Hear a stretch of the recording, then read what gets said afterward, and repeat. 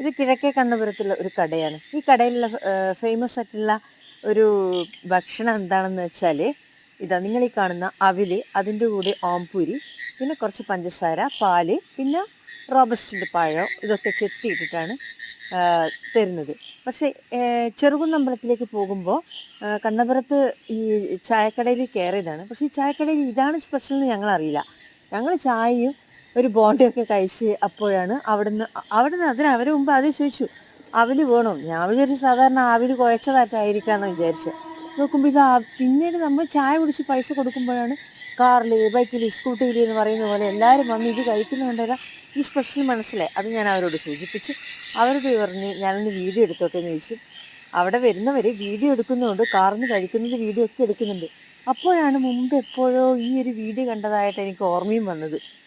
അപ്പോൾ ഇത് ഈ കിഴക്കേ കണ്ണപുരം ഉണ്ടല്ലോ, അപ്പോൾ ആ ഭാഗത്താണ് ഇത്.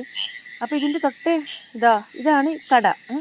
പിന്നെ ഇതാണ് നമ്മൾ ചെറുകുന്ന് കണ്ണപുരം, കണ്ണൂരിൽ നിന്ന് കണ്ണൂർ ഭാഗത്തു നിന്ന് ചെറുകുന്ന് പോകുമ്പോൾ ചെറുകുന്ന് അമ്പലത്തിന് തൊട്ട് മുമ്പുള്ള സ്റ്റോപ്പാണ് കണ്ണപുരം.